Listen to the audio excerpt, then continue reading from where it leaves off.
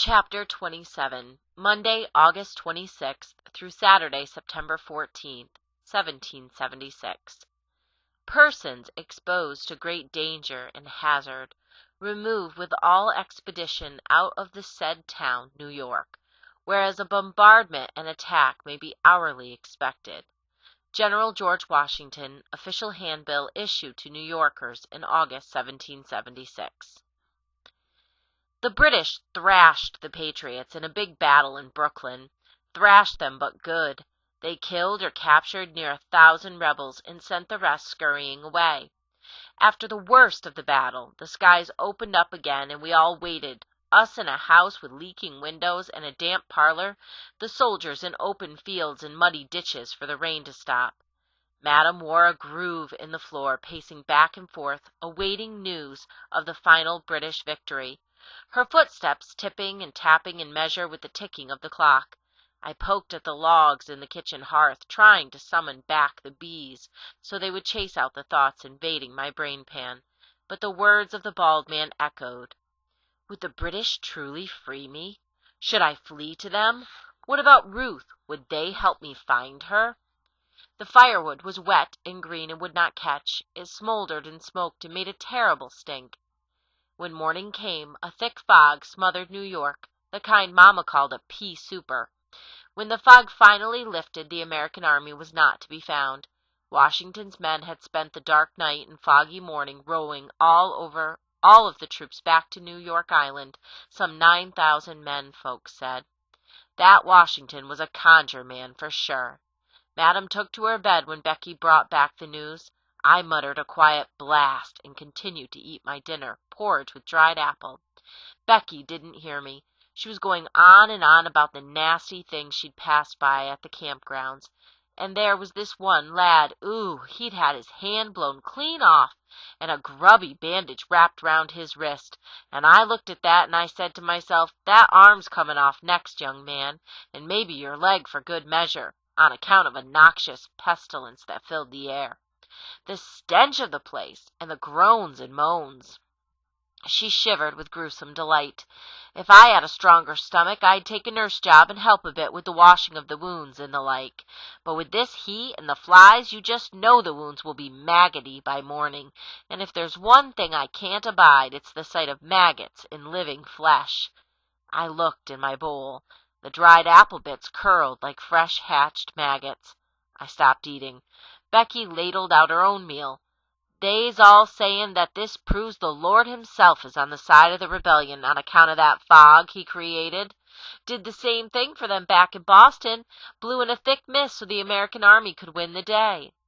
It seemed to me that if God really wanted the Americans to win, he would have sent sea monsters to devour the fleet when it left Boston. As I went to empty my porridge into the scraps bucket, Becky pointed to her own bowl. I filled it with my leftovers and commanded my belly to stop flopping so at the sight of the curly apples. Becky paused with her spoon in the air. Makes a body wonder, though. What? I asked.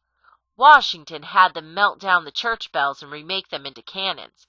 That will surely displease the Lord, I say. If God switches sides and allows the British to take New York, you'll see me headed for Jersey. Back pay or no back pay, I'm not sitting here waiting to get carved into pieces by them beastly redcoats.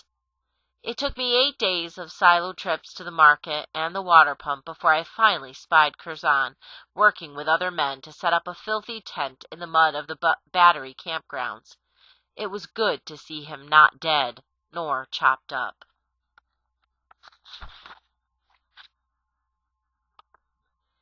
Chapter 30, Monday, September 16th through Saturday, September 21st, 1776.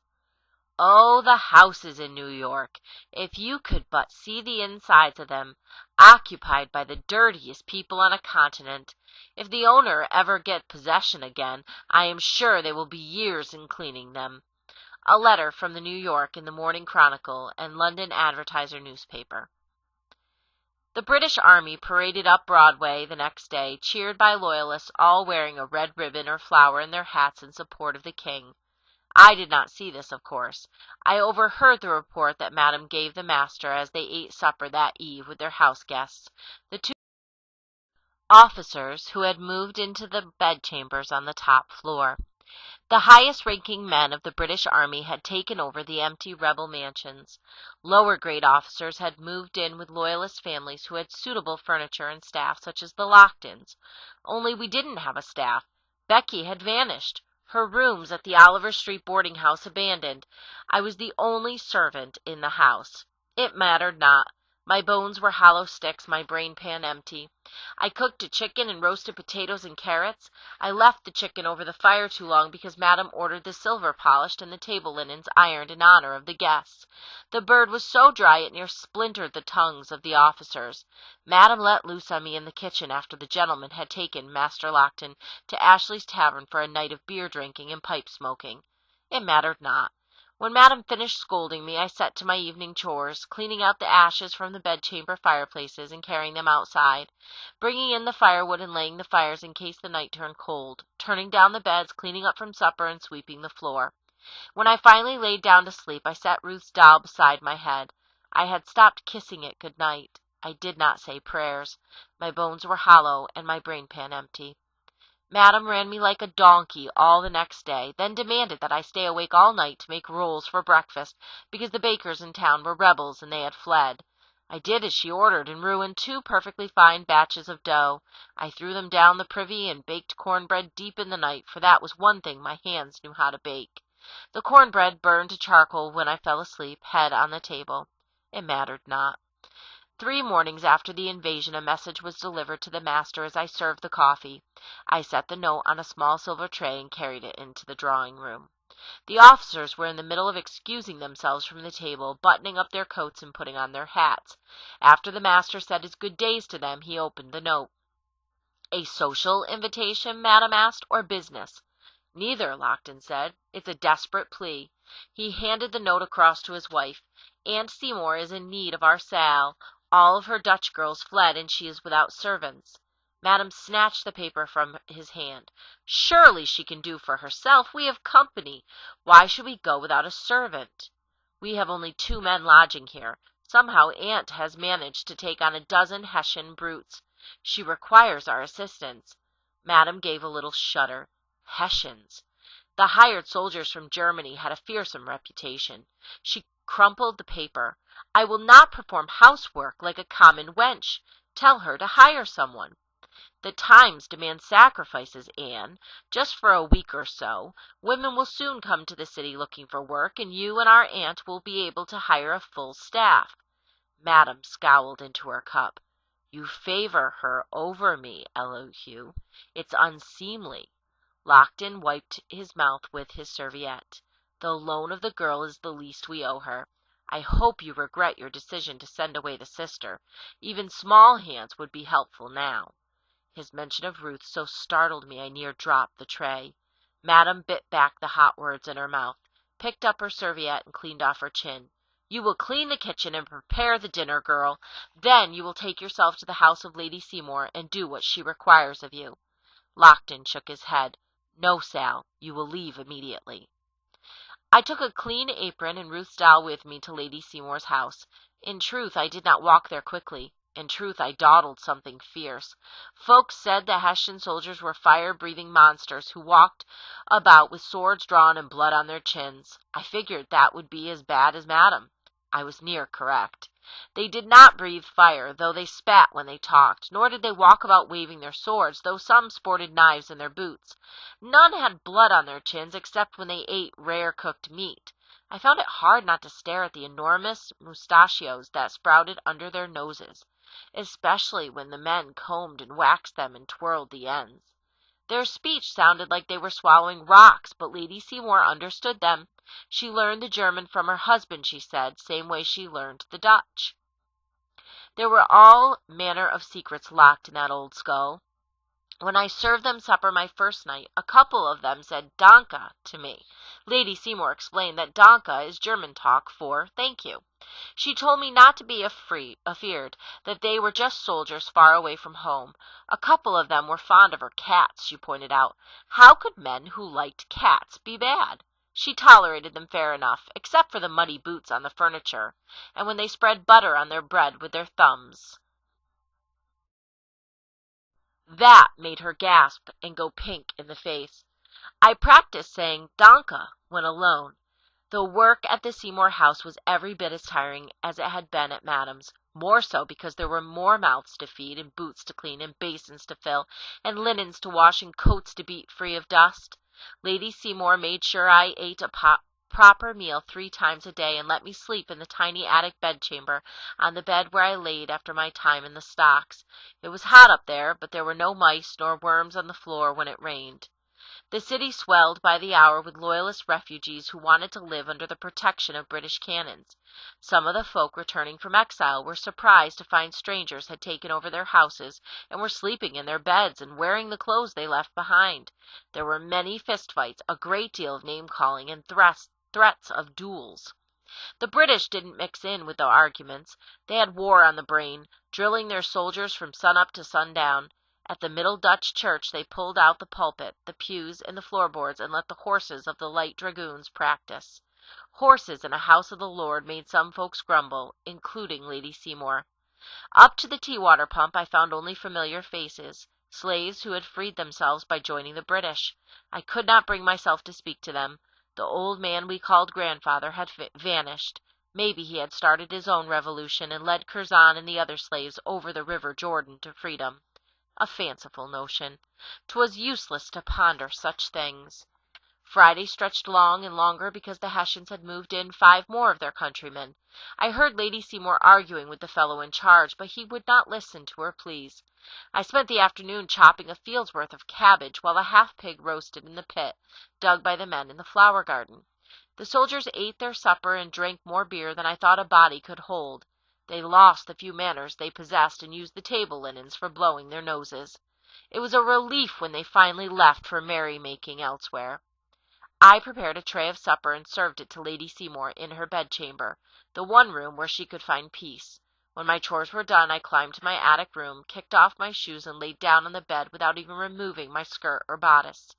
Ruth's doll lay next to my head, her eyes staring up at the ceiling. I knew I ought to pray for Ruth or for Mamma or for anything. I ought just pray, but the words would not come. I feared the spirit had left me. I slept. When I woke, the city of New York was consumed with burning hellfire. Chapter 33. Friday, September 27th to Saturday, November 16th, 1776. Many of the inhabitants are come into town, and many others who are obliged to fly for their loyalty are coming in daily. New York Mercury newspaper. The autumn passed in a dog-weary haze for me, with much work and little time left to ponder or breathe. Everything was cloaked in gray, oyster gray, charcoal gray, pewter gray, mold gray, storm gray, and ash. Scraps of ash floated through the air for weeks and found their way into everything, from the butter to the tea. The rains turned the ash to mud. Frost painted the ground the color of a gravestone, ashes trapped in ice. I flaked ashy, too. Mamma used to rub a salve of bear fat and mint on us at winter approach so our skin would not dry and crack. Was Ruth's skin dry? Did anyone notice? Ashes drifted into the hollow places in my bones and silted up my brain pan. I had the fanciful notion that perhaps we had died in the fire, that we were all lost souls forbidden to enter heaven. When I had low thoughts like that, Curzon's voice would call from my rememory and tell me to join him, to become a rebel. I told the voice to hush. With the ash so thick inside and out, I had few thoughts to spare for that fool. I figured he was dug in with the troops at Fort Washington, which seemed a good place, what with the strong walls and the cannons protecting it. Folks said the British wouldn't attack the fort until spring.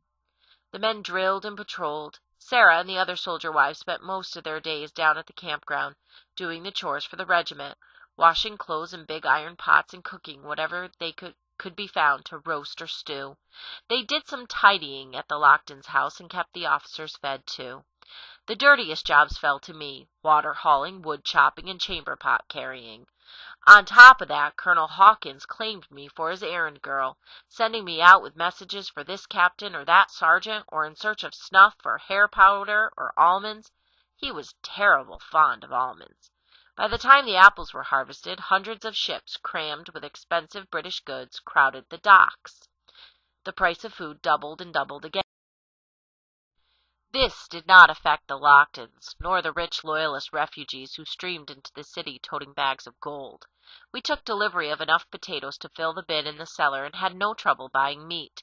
But regular folks burnt out of their homes and penniless Loyalist refugees on the run from the rebels, they were forced to shelter in Canvastown, the new name for the burned-over district. They used tent canvas to make huts against the standing chimneys and half-crumbled brick walls. They ate beans and rice when they were lucky, and begged on the streets when they were not. One day I noticed that the plants grown from Mama's seeds had been killed by the frost, the stalks dead on the ground with shriveled paper leaves. A lump of mud stuck in my throat. I had forgotten to care for them. I collected the few seeds left from the flower heads and wrapped them in a scrap of cloth that I laid under the loose board in the pantry, where I had hidden my sliver of lead from the king's statue. As the weather turned colder, Lady Seymour's mind cleared and her body strengthened. She could walk with help and move the crippled arm some, but her mouth still dragged at the corner and her speech was hard to follow.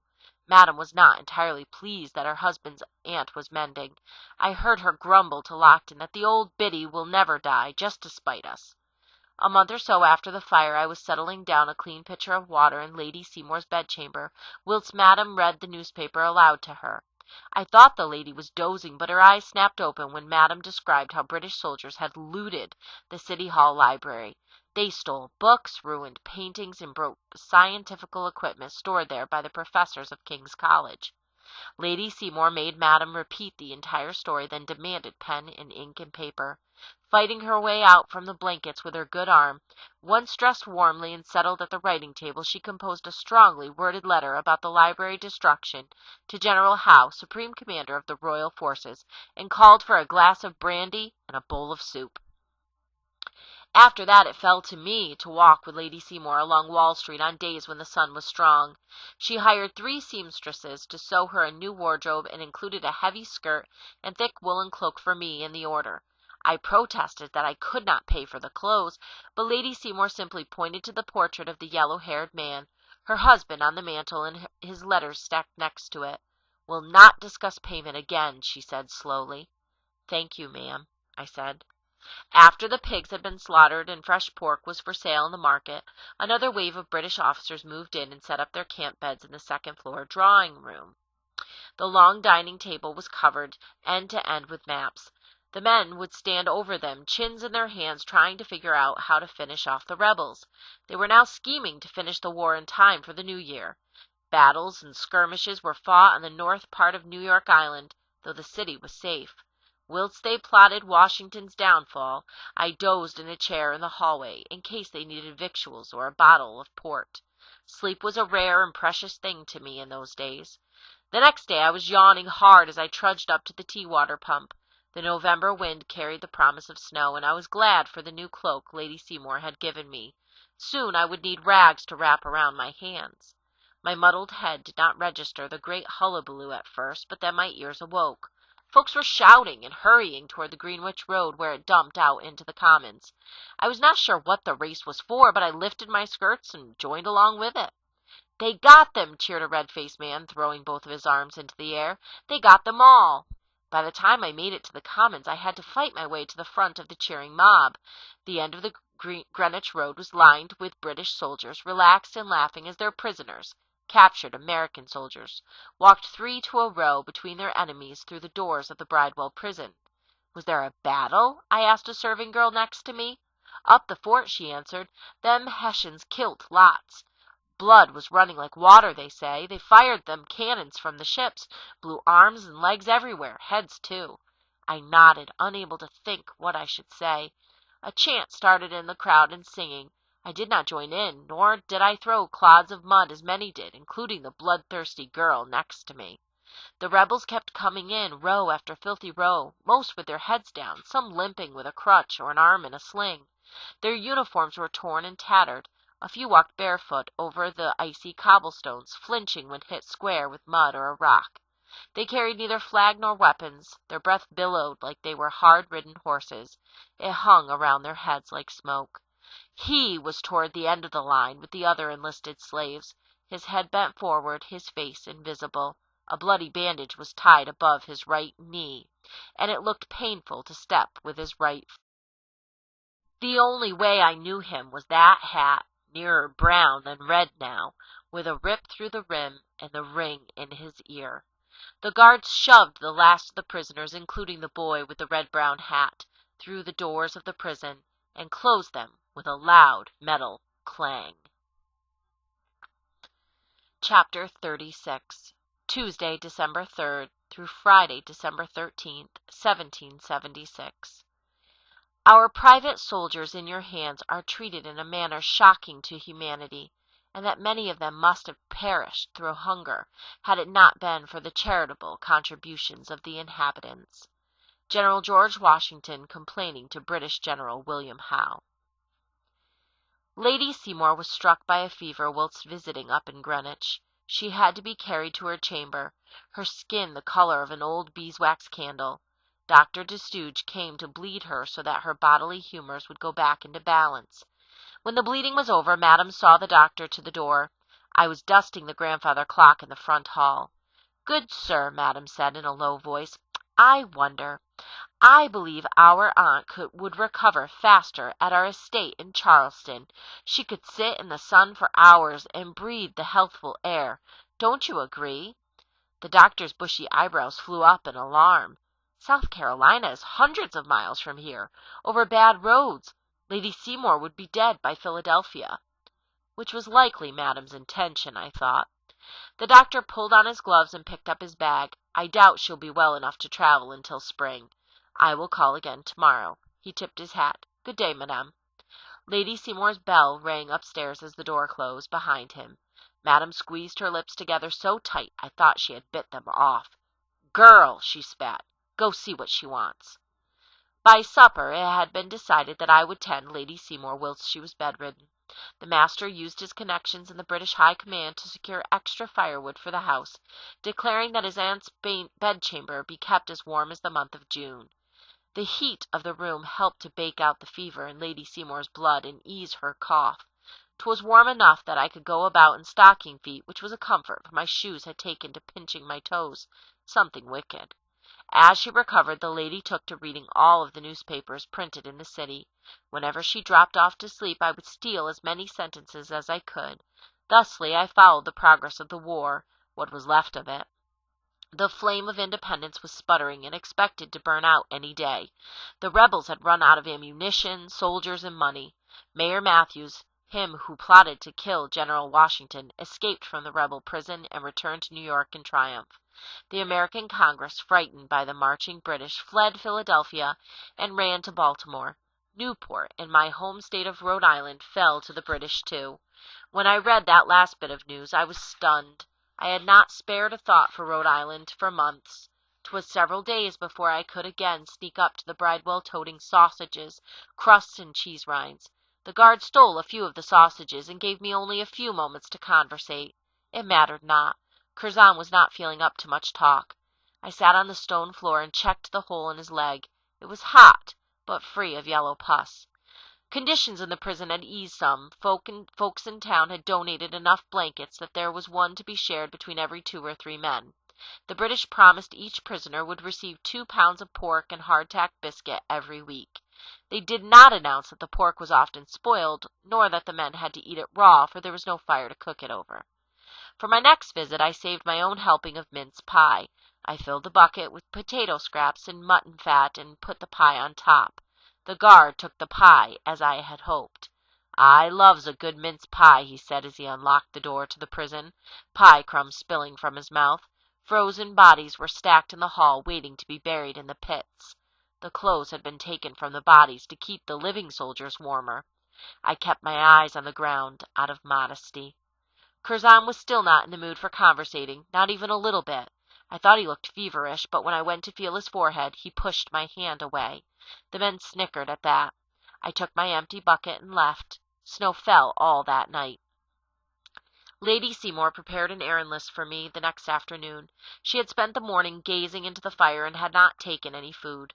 I made bold and suggested that she eat a biscuit with honey for her own good. "You need strength to get through the winter," I added. She set down her pen, picked up her teacup, and sipped the hot cinnamon water.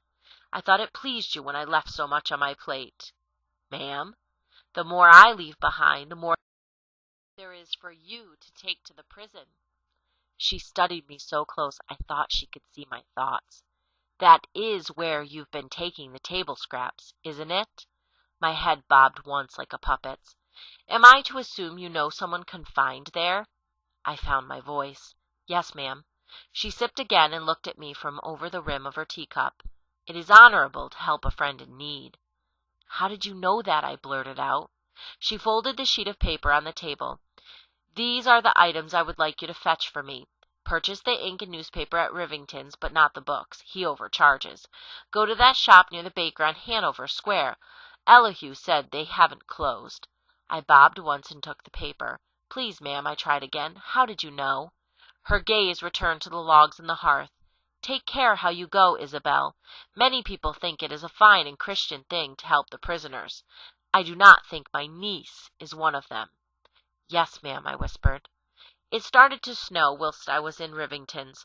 The wind blew the snow direct into my face as I crossed the square, and I was grateful to step into the shelter of the stationer's store, for 'twas warm and dry inside, near peaceful if such a word can be used to describe a shop. A jelly-bellied officer with thick spectacles was purchasing a tall stack of books from the man behind the counter. They were deep in their talk and appeared not to notice me. I took a slow turn around the shop, admiring the shelves heavy with books, business forms, proclamations from Parliament and General Howe, slates, thick paper, quills, and sealing wax. The books called to me. My fingers itched to touch them. It had been months since I dug into the story of Robinson Crusoe. I glanced toward the counter. The men were arguing friendly-like about a fellow named Hume. They both had their faces planted in the same pamphlet. When I trod on a squeaky board, they did not even look up. I reached up to a bookshelf and flipped my way through the books, standing at attention. The titles were near as long as books themselves: Treatise on the Propagation of Sheep, The Manufacture of Wool, and the Cultivation and Manufacture of Flax by John Wiley, or Cato Major, on his Discourse of Old Age, with explanatory notes by M.T. Cicero, or poems on various subjects, religious and moral, by Phillis Wheatley, and countless tracts containing sermons and advice. My fingers backed up. Mamma told me about Miss Wheatley. She was kidnapped in Africa, sold in Boston, and wrote fancy poetry that smart people liked. She had visited London in England. She had been an enslaved girl, but was a free woman. I took the slim book off the shelf and opened the cover. I had never read a poem. What if I lacked the skill? What if I were caught? Might as well throw myself in the river. Bang! The closing door startled me so I near dropped the volume. I quickly set it back on the shelf and approached the counter. "Can I help you?" asked the young man, who stood behind it. "Yes, please, sir." I handed him the list. "From the Lady Seymour." "I hear she's been poorly," he said as he looked over the list. "Yes, sir, but she is strong enough to sit by the fire now, and has a powerful urge to read." He nodded. "She's a good customer. I am glad she is on the mend." He quickly assembled everything on the list: the letters of Lady Mary Wortley Montagu, History of the Roman Republic, Volume I, and the Expedition of Humphrey Clinker, and pulled out a large sheet of paper to wrap them in. As he worked the scissors, he paused. "You knew that boy, didn't you?" "Pardon me?" He continued cutting. "Bellingham's boy. Red hat, quick talker." He creased the paper with his finger. "He brought you here once, in May. Pointed to you out the window. Convinced me to hand over 2 fresh-baked rolls. Told me you were like to die from hunger if I didn't help." He smiled at the memory. "I'm sorry, sir," I said. "I didn't mean to take your food." He pulled off a length of twine. "You didn't. One of the advantages of courting the baker's daughter is all the bread a man can eat." He had not yet commented on my looking at the books. I feared he might try and trip me up, get me to say something I might not, but saw no other choice than to be polite. "I hope your lady is well, sir," I said. He concentrated on tying a bow. "So do I. She fled with her father to a village in Pennsylvania, place called Hatboro. They make hats there. Clever, don't you think?" He tried to smile, but his eyes were downcast and melancholy. "Perhaps 'tis safer there," I said. "Aye," he said, finishing the bow, "with plenty of young men eager to protect her, but that's a tale for another day." He kept the package in his hands, lost in thought. "Master Lockton will settle his aunt's accounts at the end of the week," I said. "Oh, aye." He gave me the package and waited as I settled it in my basket. "I hear tell you're one of them who feeds the lads in the Bridewell." A sizzling log in the hearth popped suddenly, and I jumped. "Not me, sir. Begging pardon, but someone is mistaken." He crossed his arms over his chest and shook his head. "That there mark on your face makes you hard to forget, lass." The heat from the hearth filled the room and made it hard to breathe. My eyes darted to the windows, and I fought the urge to run. It felt like all of New York was watching me. He leaned forward, put his elbows on the counter, and lowered his voice, though we were the only people in the shop. "You tell them boys in the jail to hang on. There's plenty of us out here trying to help." "Sir?" He removed a slim volume from under the counter. "This is for you. Don't let your mistress see it." I cannot read, sir," I lied. He snorted once as he quickly wrapped the book. "Of course you can't." He pushed the package to my side of the counter. "All who love liberty should commit the words to heart." "I can't take it," I started. "I cannot pay." "I only have a few left, and those I should burn," he said with a wave of his hands. "Read it, pass it on, and keep feeding the lads." I bobbed once and hid the parcel in my pocket under my apron. As soon as I could stand close enough to a fire, I'd get rid of it. The last thing I needed was more trouble on account of independence. "Yes, sir," I said, hurrying for the door. "Thank you, sir." He raised his finger to his lips in a last warning. "Shh."